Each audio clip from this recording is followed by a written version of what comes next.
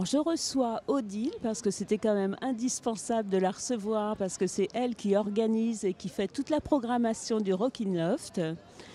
Deuxième, deuxième édition à La Rochelle, c'est ça? C'est ça, c'est la deuxième édition à La Rochelle. Alors est-ce que vous voulez nous expliquer un peu comment ça se passe et depuis combien de temps vous travaillez sur ce projet? Alors c'est un projet qui a 1 an maintenant. L'idée c'était au Printemps de Bourges l'année dernière, je voulais faire jouer mes artistes puisque je travaille, j'ai un label et je travaille pour des artistes. Et du coup j'avais envie de faire ça dans un appartement. Donc les concerts en appartement c'est quelque chose qui fonctionne de plus en plus. Mais je me suis dit c'est un peu dommage, sur chaque gros festival, les professionnels de la musique vont dans des off, mais ils savent jamais trop où aller. Donc en fait j'avais envie de faire un off spécialisé pour les professionnels et qui soit le même off dans chaque gros festival. Donc l'idée c'était de marquer en ayant un nom qui revienne régulièrement pour que les professionnels aient envie de venir dans l'événement. Donc du coup on a eu l'idée au Printemps de Bourges l'année dernière et on a fait la première vraie session au Francofolie l'année dernière.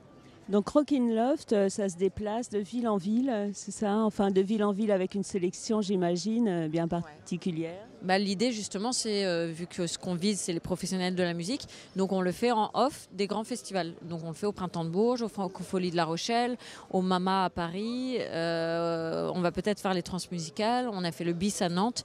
Donc c'est vraiment ciblé là où il y a des conventions professionnelles de la musique. Donc, et ça se passe bien là, cette année, c'est bien, vous êtes bien à La Rochelle, t'es bien, il te faut une année de plus, tu es bien là? Ouais, on est vraiment super contents parce qu'en 1 an, ça a super bien évolué en fait. Donc du coup, on est passé de quelque chose qui était assez artisanal, où on était tout seul, où c'était vraiment système D et tout ça. Et là maintenant, sur les francopholies, déjà on fait partie des francophs, donc c'est le off officiel entre guillemets. Voilà, on est soutenu par les francopholies. Gérard Pont, le programmateur, enfin directeur des francopholies, retweet tout ce qu'on poste, voilà, donc il parle de l'événement aussi. On a des nouveaux partenaires, donc là on est en partenariat avec Ulule qui a cofinancé l'événement, avec Longueur d'onde qui est un média qui nous suit depuis le début. Voilà, on a des nouveaux partenaires qui permettent que ça prenne de l'ampleur, donc on est super contents.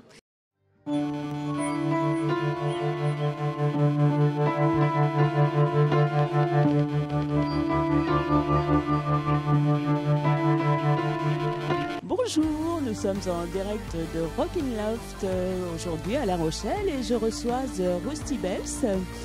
Bonjour. Donc j'ai près de moi une formation, donc la formation de Rusty Bells formée par 2 membres. Donc Christophe Bureau, bonjour. Bonjour. Et puis Jérémy Andrès. Bonjour. Alors on dit de votre rock, vous faites du rock, qu'il est psychédélique, ça vous convient? Oui, psychédélique, galactique, avec des influences rythmiques un peu hip-hop. Voilà, on essaie de taper un peu large en fait. Mais effectivement, à la base, il y a vraiment des influences psychédéliques. Voilà. Et du coup, à notre sauce, qu'on essaie d'amener d'une manière plus moderne en fait.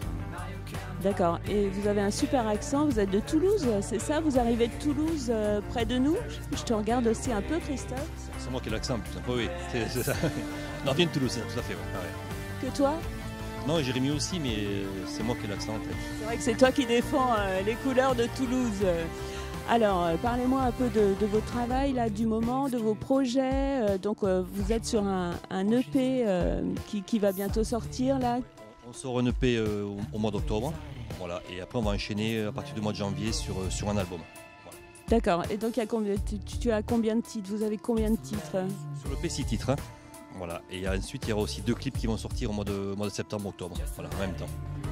Alors pour nous donner un peu la couleur de cette EP, est-ce que tu peux me donner par exemple, toi Jérémy, un peu la couleur, voilà, un peu vos influences ou pas du tout?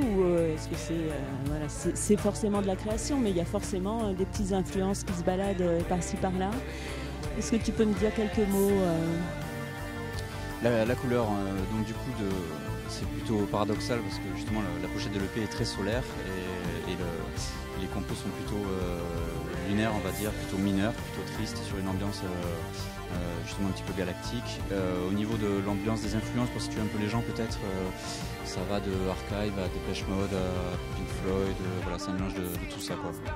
Oui, alors moi j'avais vu un clip que vous aviez fait il y a quelques temps où justement je pensais vraiment à Pink Floyd aussi, avec des images, tout ce qui est scénique, tout ce qui est... voilà, votre jeu de scène est très important. Oui, tout à fait. Donc, comme c'est un duo, voilà, toute l'énergie est basée là-dessus. C'est un duo, donc batterie, guitare, clavier, machine. C'est très visuel aussi parce que justement en fond de scène, on travaille avec une graphiste, on projette des images. Voilà, on essaye de coller au morceau, l'ambiance. On essaye vraiment de plonger les gens dans cet univers un petit peu, justement, je disais galactique, voilà, qui plonge un truc un peu aérien. Voilà. Très planant. Voilà, c'est le but en tout cas. Donc on est très très vite, allez voir, prenez l'EP, on est très vite plongé dans une ambiance planante, très décontractante et très agréable. Je voulais parler un peu de Converse moi, parce que j'aime bien les Converse, pas aujourd'hui mais j'aime bien quand même. Vous avez quelque chose à me dire? Tu veux toi Christophe? On parler, oui, on a été sélectionné par Converse il y a de ça un an. Ouais, voilà, ouais. Et donc, ils nous ont soutenus pendant une certaine période en nous proposant des dates assez intéressantes. Une résidence sur Paris pendant 3 jours pour le travail scénique. Donc voilà, un accompagnement vraiment intéressant pour nous. Ouais. D'accord. Pardon? On a eu beaucoup de chaussures, bien sûr. Bah c'est drôlement bien, c'est pratique. Hein. Okay. Et donc là, c'est la première fois que vous venez à La Rochelle? Pour jouer, en tout cas, oui. Voilà. En tout cas, on est vraiment très content d'être là, forcément. L'ambiance, en plus, on a de la chance, il fait beau, malgré l'actualité un peu triste. En tout cas, voilà, on essaye de faire un petit peu l'impasse là-dessus et profiter voilà, de l'instant T. Et puis voilà, en tout cas, là, on espère vraiment être là l'année prochaine aussi parce qu'on prend vite goût à l'ambiance, en tout cas, de La Rochelle. C'est gentil. Et donc, bien vite vous écouter là. Alors moi, je vais avoir la chance et puis peut-être, et c'est même sûr, on va vous passer un peu de musique tout à l'heure parce que The Rusty Bells va jouer là dans très peu de temps. Et puis avec plaisir vous écouter, plein de bonnes choses pour ce concert. Merci beaucoup. À bientôt Christophe. Merci beaucoup, à bientôt, au revoir.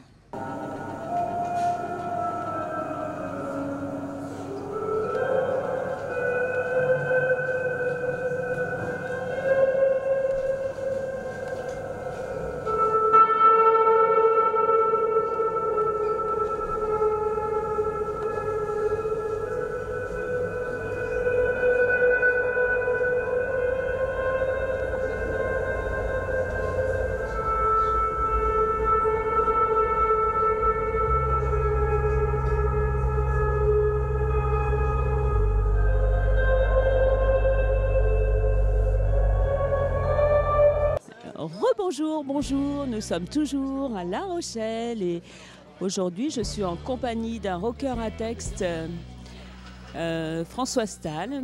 Bonjour. Bonjour. Alors toi, on te connaît plus particulièrement pour tes musiques de films. Oui, probablement. Oui, probablement.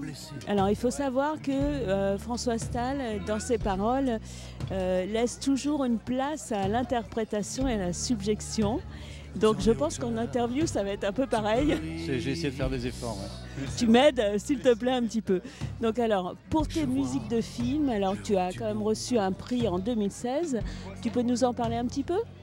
Oui, c'est le prix du Sénat et de la mairie de Paris, du Club audiovisuel de Paris, pour un film sur la guerre de 14-18 de Philippe Tribois. Et donc j'ai été très honoré et content d'avoir ce prix, avec une belle remise dans l'hôtel de ville de Paris. Enfin, c'était très sympa. Bien sûr, c'est toujours intéressant et d'avoir son travail récompensé comme ça. Et là, donc, tu vas nous sortir un bébé, un nouvel album qui va sortir, dis-moi quand. Alors, le 23 octobre, on fait un concert au Trianon de sortie d'album, pour laquelle on a eu la chance d'être subventionné, je dois le notifier par la SPPF et la SACEM. Et donc, voilà, donc qui est en finition, en cours d'enregistrement, on n'a pas complètement fini. et qui sortira avec ce beau concert, quoi. D'accord, tu nous donnes un peu la couleur de l'album ou, enfin moi j'ai écouté un petit peu, t'es un peu tourmenté, mais en même temps il y a quelques touches. C'est en tout cas un album très élégant. Bah merci. Ouais, l'élégance c'est un mot que j'aime beaucoup. Alors c'est un album qui s'appelle L'Incertain. Alors dans l'incertain, parce que je ressens une période... mes chansons c'est toujours un peu comme des polaroïds qu'on prendrait d'une émotion, d'un sentiment. Et ces polaroïds-là, ils sont pris évidemment dans le monde contemporain, donc dans le temps présent. Et en ce moment, je ressens beaucoup quelque chose de l'incertitude d'une manière générale. Mais ce que je veux dire, c'est que donc effectivement dans cette incertitude, il y a du sombre, il y a du noir, mais qui dit incertitude dit aussi, on ne sait pas vers quoi ça peut aller, aussi vers du positif. C'est pas forcément que sombre, c'est je sens des énergies positives et des énergies négatives. Et vers où ça va aller. Composer avec ce qu'on a en ce moment, qui n'est pas toujours facile, mais pour une ouverture probante et probable. C'est vraiment ça le thème général de l'album, c'est essayer de parler de ces changements qui sont en cours, et ces incertitudes, mais je pense qu'il y a autant de positifs que de négatifs. Oui, bien sûr, c'est vraiment ce que j'ai ressenti. Et je viens de t'écouter là au concert. J'ai eu du mal à redescendre un peu parce que c'est vrai que ça nous embarque aussi forcément très très haut perché. Hein, et c'est ce que j'essaye de faire. Non, c'est bien, ça me fait plaisir parce que c'est vraiment le travail qu'on fait, c'est ça. Ça te convient? C'est ce que vous voulez provoquer avec un voyage vraiment, amener les gens vers quelque chose. Une déconnexion. Exactement, ouais. C'est réussi en tout cas. Et donc, tu as collaboré avec Charles-Élie Couture, toi aussi. En fait, tu as vu plein de monde, tu as fait plein de choses. Tu vas un peu sur des domaines différents. C'est vrai, j'ai eu cette chance. À l'époque, j'avais envoyé un message à Charles-Élie parce que j'appréciais beaucoup son travail et il m'a répondu. Il a aimé mon boulot. Et il m'a proposé de faire un duo, on a fait un duo tous les deux, c'était formidable, c'était une incroyable générosité de sa part. Voilà, j'ai eu la chance aussi de travailler avec Jean Faux, qui a écrit des paroles pour moi, enfin avec pas mal de gens qui m'ont donné le courage de continuer, parce que c'est vrai que c'est pas simple ce métier, mais bon, voilà, ouais. Tu es bien entouré? Ouais, tout à fait. Ça va? Et tu te sens bien à La Rochelle là? Ah, c'est cool La Rochelle, c'est vraiment... Tu es natif de Rouen toi, une très belle ville aussi. Ouais, mais La Rochelle là tout de suite c'est quand même assez le top. Hein. Oui, on a de la chance, il fait très beau, c'est le bonheur. Alors je vais te souhaiter vraiment plein de belles choses. Alors je le fais à chaque fois, mais particulièrement, c'est pas bien, je vais faire des jaloux, particulièrement pour toi et ton album. Parce que c'est vraiment très agréable de recevoir comme ça, en pleine figure, c'est ce que je viens d'avoir là, des textes magnifiques qui me font aussi regretter des personnes perdues il n'y a pas longtemps, artistiquement parlant. Et donc, super, on a encore des beaux textes en France qui arrivent. Merci. Et donc, je te remercie vraiment de tout cœur. Je te remercie beaucoup aussi. À bientôt. Alors là, on est rentré vraiment dans ce café pour ce petit passage parce que je reçois Scotch et Sofa, un groupe qui sort un nouvel album le 26. Donc un groupe avec Chloé Monin, bonjour. Bonjour. Et Romain. Bonjour. Alors, toi Romain, tu es à la basse dans ce groupe, hein, c'est ça? Oui, c'est ça, un peu plus. Je fais guitare basse, beatbox, voilà, et Chloé, chant, clavier, machine. D'accord.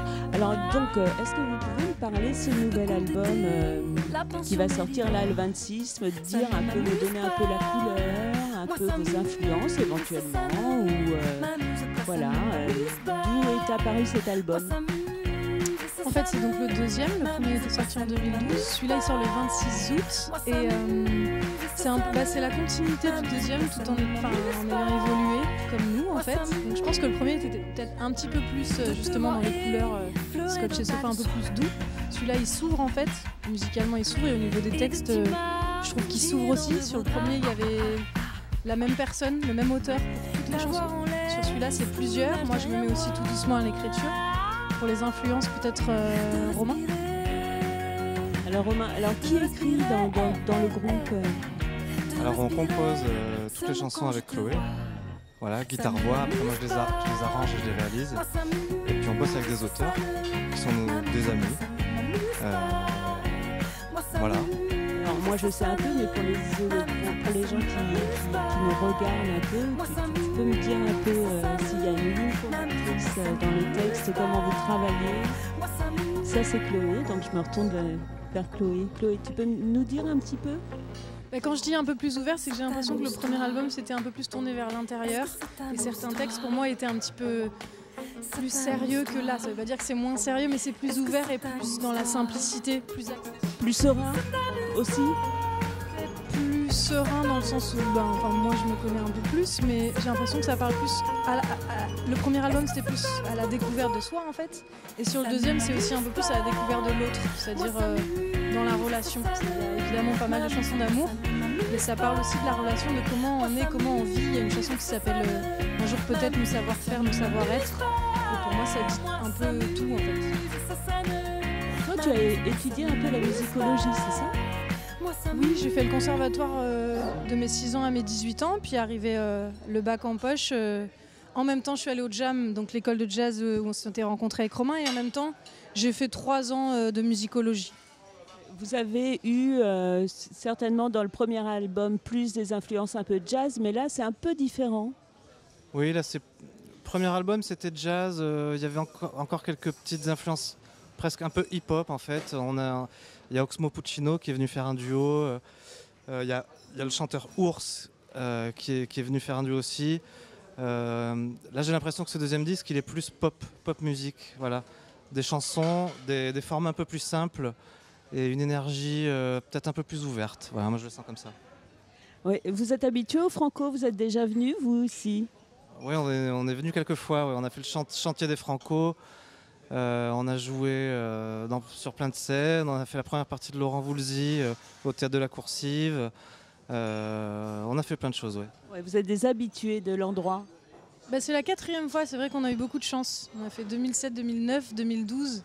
Là, c'est la 4e fois. Et on avait aussi eu la chance de participer à un projet qui s'appelait les 25 ans des Francopholies, avec Ours notamment et toute son équipe. Et on a fait des belles scènes, c'est vrai. On est toujours très heureux de vous accueillir et là particulièrement pour la sortie de ce nouvel album. Donc je voulais vous souhaiter plein de bonnes choses.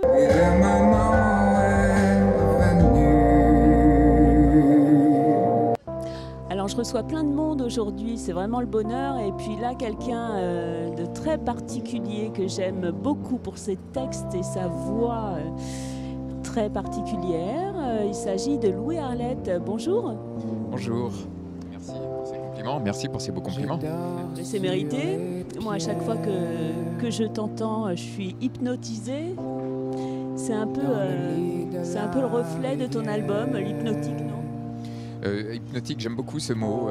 J'aime beaucoup ce mot et je suis très touché que les textes t'aient parlé, puisque je considère les textes comme la base de mes morceaux. C'est la raison pour laquelle je me situe vraiment dans la chanson française. Hypnotisante, oui, c'est vrai que un peu halluciné, un peu étrange, un peu onirique. Oui, on est très vite embarqué dans des univers qui nous transportent vers des voyages. Enfin, c'est un mot qui est un peu utilisé rapidement en ce moment, mais vraiment, c'est un voyage quand on t'écoute et un univers qui nous fait, j'ai envie de dire, décoller. C'est le mot juste. J'aime bien concevoir les morceaux comme des deltaplanes ou comme des hélicoptères qui pourraient me permettre de survoler un petit peu le monde et avoir un regard pas du dessus, mais pas dans le sens prétentieux du terme, un regard de spectateur qui pas non plus passif, parce que je ne considère pas que c'est du cinéma, et le monde n'est pas du cinéma pour moi, mais de prendre part, de commenter et de résister quand c'est nécessaire, et aussi de m'extasier parfois. Oui, tu prends vraiment ton art comme un moyen de faire du bien aux gens et de les transporter quand même. Enfin, c'est quand même un peu le but de ce que tu fais. C'est ce que oui, j'essaye de reproduire ce que les morceaux ont pu créer chez moi, d'émotions, ce que les artistes ont pu m'apprendre. Je crois beaucoup dans la puissance de l'art comme moyen de résistance. Je pense que les comportements des gens peuvent changer grâce à l'art. Je pense que le monde peut changer si chacun change son propre comportement. Et c'est cette prise de conscience que j'essaye de reproduire chez les gens. Et combien on en a besoin en ce moment en particulier. Et alors, toi tu composes, c'est toi qui écris tes paroles bien sûr. C'est moi qui compose, c'est moi qui écris mes textes, oui. Alors j'ai remarqué, parce que j'ai un peu scruté et quand même un peu beaucoup écouté, il y a pas mal de jeux de mots aussi. Tu aimes jouer avec les mots, tu aimes la langue française. J'aime beaucoup les jeux de mots, la langue française s'y prête très très bien, je trouve. D'ailleurs, il y a un morceau qui s'appelle Jeu d'or, qui s'écrit jeu comme jeu de mots et d'or comme le silence est d'or, par exemple. Oui, la langue française permet beaucoup de double sens, de subtilité et de sens caché parfois. C'est un exercice très très intéressant. Et tu nous parles un peu de tes projets ou, bon, bien sûr, cette EP est très important, mais est-ce qu'il y a d'autres projets? Il y a peut-être une tournée ou peut-être des concerts ou voilà, tu nous racontes? Alors, il y a un concert tout à l'heure, dans 1 heure. Je vais jouer dans cet endroit, juste derrière nous, et il y aura un concert demain aussi, demain matin. D'autres concerts en préparation puisque l'EP va sortir le 16 septembre. Il y aura certainement un concert pour la sortie, mais je ne sais pas encore où et quand. Moi je fais différentes choses, je travaille aussi pour d'autres artistes, je compose aussi de la musique plus bruitiste, plus expérimentale, donc je serai avec une troupe théâtrale l'année prochaine. J'essaye de regrouper tous ces différents projets à l'intérieur de ma musique, justement. Oui, toi, tu es vraiment un créateur XXL dans plusieurs domaines et c'est là que tu te fais plaisir vraiment. Oui, c'est un terme, c'est flatteur, mais en tout cas, j'aime beaucoup de choses. J'aime profiter de toutes les richesses que l'art en général et la musique a à nous proposer. Et j'essaye de les regrouper le mieux que je peux. Donc là, ça c'est les imprévus, mais c'est sympa aussi, c'est pas mal. Donc ça se voit aussi avec la pochette de cette EP, on peut le regarder, hein, je vous donne en avant-première peut-être. Alors il y a quelque chose à dire sur cette pochette ou pas? Tu as participé à la photo ou... Alors on voit un long couloir un peu avec une cible tout au bout. Tu veux nous dire un petit quelque chose là? Alors sur la signification, je laisserai chacun se faire une opinion, puisque tu vois une cible, on m'a déjà parlé de références plus un petit peu plus sordide ou un petit peu plus sexuelle. Bon, moi personnellement, cet artiste qui a fait cette pochette, je l'adore. C'est Georges Rousse, c'est un artiste, un photographe d'art contemporain. J'ai eu la chance de composer la musique pour un documentaire sur lui qui est sorti l'année dernière. C'est comme ça que je l'ai rencontré. Et j'ai toujours trouvé que dans cette démarche qu'il avait, c'est le spécialiste, l'initiateur de l'anamorphose dans la photographie. Il y avait quelque chose de très poétique et de très musical parce qu'il fige en réalité un instant. Il fige un instant dans la photographie, un instant qui a pris des jours et des jours à construire. Il n'y a aucun Photoshop évidemment dans ce rond que l'on ne voit que d'un seul point de vue. Tout est peint et dès qu'on se décale, l'effet se brise. Et ça m'a tout de suite fait penser à ce qu'on fait nous dans la musique en enregistrant un moment, en figeant un moment, une espèce de photographie. Et puis le rond aussi m'a tout de suite fait penser à un vinyle, un disque voilà, qui tourne. Et puis bon, pour terminer aussi, je suis fasciné par l'usine à tous les points de vue, au point de vue des matières, des résonances, de l'acoustique que ça peut créer. Et cette photographie a été prise dans une ancienne usine, une ancienne base militaire sous-marine. Ah oui, exactement. Et bon, c'est vraiment sympa aussi de parler des photographes, hein. Et donc chacun appréciera et interprétera cette pochette de EP qu'on a hâte de voir un peu dans toutes les mains. Et en tout cas, moi je le garde et je l'écoute très souvent. Et je te remercie vraiment d'être venu pour cette interview. Bonjour Athénaïs. Bonjour. Alors moi je vous connaissais pas et je viens de vous écouter, je suis enchantée bien sûr. Je suis assez difficile pourtant, mais bon. Alors vous avez une voix qui est absolument magnifique, d'une douceur extrême, vous avez des morceaux qui sont très apaisants. Vous êtes auteur-compositeur, c'est ça? Oui, tout à fait. J'écris mes chansons, je compose à la guitare et je chante. Voilà, c'est moi qui écris et qui compose. Donc là, il y a une voix et une guitare acoustique. Tout à fait, voilà. Donc ça m'arrive de jouer seule, donc je m'accompagne moi-même à la guitare. Et puis parfois, comme j'ai enregistré un disque avec plusieurs musiciens, maintenant je fais certains concerts avec 3 musiciens. Et quel musicien, quel instrument vous aimez incorporer à vos morceaux qui au départ sont juste sur la voix et la guitare? On a la basse, batterie et puis un clavier qui fait des sons de Rhodes, de Wurlitzer, c'est des vieux claviers qui sont souvent utilisés dans la pop maintenant quoi.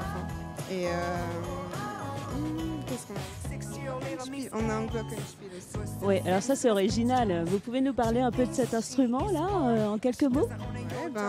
C'est juste un sorte de xylophone. C'est un xylophone. En fait, un xylophone, on croit que c'est un glockenspiel, mais c'est l'inverse. En fait, le xylophone c'est fait en bois. Le glockenspiel c'est un xylophone fait en métal en fait. En gros, pour résumer. Et alors, tous vos textes sont en anglais, c'est ça? Oui, tous mes textes sont en anglais. J'ai commencé à écrire quand je vivais en Angleterre. Et à la base, ça me permettait de me faire comprendre par mon public de l'époque. Et puis aussi toutes mes influences, Fiona Apple, Cat Power, sont anglophones. Et donc j'ai toujours été influencée par de la musique en anglais, enfin des chansons en anglais. Et du coup, ça me paraissait naturel pour moi d'écrire en anglais. Voilà. Et donc là, vous sortez un EP qui sera disponible à quel moment? Ça y est, là, c'est maintenant? On peut le consommer? Comment ça se passe? Alors, on peut écouter le premier single sur Internet, Little Miss X. Il y a le clip et puis un deuxième clip d'une autre chanson qui s'appelle Do You Ever, mais le EP sortira seulement le 30 septembre. Donc là, on pourra l'acheter sur iTunes et compagnie. Donc en attendant, on peut consommer sur le net, hein, bien sûr. Hein. Donc voilà, je voulais parler de vos textes un peu et de voilà, le contenu de vos textes. Est-ce qu'il y a une ligne conductrice? Est-ce qu'il y a voilà, les thèmes? J'écris souvent pour quand j'ai un petit peu quand j'ai besoin d'extérioriser des coups durs, des chagrins d'amour, des coups de colère parfois. Enfin, c'est souvent ma façon à moi, c'est ma psychothérapie en fait, l'écriture. Une thérapie? Voilà, c'est ça, ça me permet de faire le vide de toutes les mauvaises choses qui sont arrivées. Et en même temps, ça fait du bien aux autres, donc c'est vraiment agréable parce que vous êtes très apaisante par cette musique. Et je vous en remercie. Je vous souhaite plein de bonnes choses et j'espère vous revoir très vite. Merci, j'espère aussi. Alors, rebonjour, je crois que je vous ai dit au moins 5 fois bonjour aujourd'hui, mais on enchaîne avec des groupes plus sympathiques les uns que les autres. Et pour l'heure, je reçois Arcole. Bonjour les gars et les filles, et la fille. Bonjour. Alors, si vous voulez vous présenter chacun votre tour, ça va être un peu long, mais on va y arriver. Il fait soleil, il est beau, on va prendre le temps. On va prendre le temps, ouais. Tant que j'ai mes lunettes de soleil, tout va bien. Alors, dis-moi, toi tu es qui? Moi je suis Johan et je fais de la guitare et du chant. C'est de la composition, c'est mon projet, c'est mon bébé. Moi c'est Aurélien, je fais la batterie dans Arcole. Pierre? Moi c'est Pierre et je suis claviériste. Et moi je suis Dorothée et je chante. Alors, là, il va y avoir un single qui va sortir, Chouette Tipipi pourra, Champagne.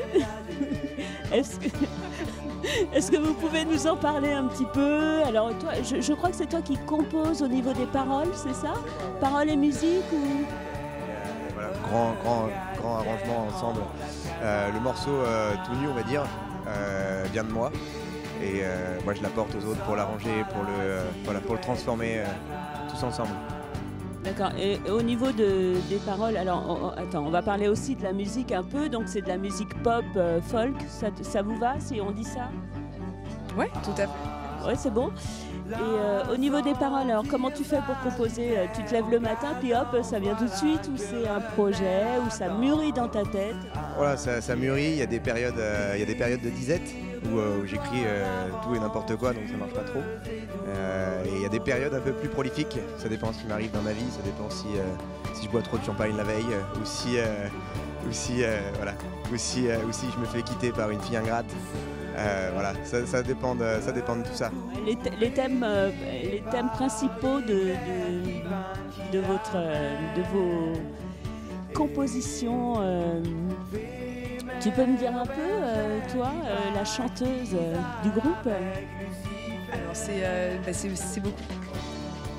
Le fil conducteur, c'est beaucoup de poésie, de mélancolie et d'histoire. D'accord. Et donc il y a d'autres choses qui vont arriver sans doute après ce single. Il y a des textes prévus qui sont mis de côté, des morceaux aussi.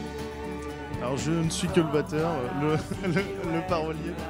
C'est toi qui détiens le grimoire du groupe Arcole? On va y aller pas à pas. Pour l'instant, l'objectif c'est le single le 9 septembre parce qu'on l'a enregistré et produit par Ben Hitch. Ben Hitch qui est le claviériste de Happy Mondays, de The Farm, donc façon Manchester aux années 80, qui a bossé avec Noel Gallagher, Oasis, donc voilà de la pointure. Donc on a appris à travailler de manière très très pro. Et le 9 septembre au Bus Palladium, ça va être la release party de ce single-là. Donc un single très peaufiné, très léché. Oui, j'espère. À force de l'avoir entendu travailler, je pense qu'on est bien. Donc il y a un peu des concerts de prévus quand même, un peu à droite à gauche, vous vous baladez, Pierre? Oui, on a pas mal de concerts de prévus, après surtout le Bus Palladium comme vient de le dire Yo. Après il y a des choses qui ne sont pas encore fixes, dont on ne peut pas vraiment communiquer dessus, mais oui, je pense que ça va arriver après avec le single, et encore plus si, avec l'EP derrière. Alors on rappelle la date de sortie du single? C'est le 9 septembre. Et donc le 9 septembre, sortie du single avec la release party au Bus Palladium à Paris. D'accord, vous avez bien retenu, parce que là, il faut écouter, parce qu'en plus, ils sont charmants. Il y a une voix... Le 9 septembre. Arrête le champagne. Je m'en sors plus, au secours. Je vous laisse, bye.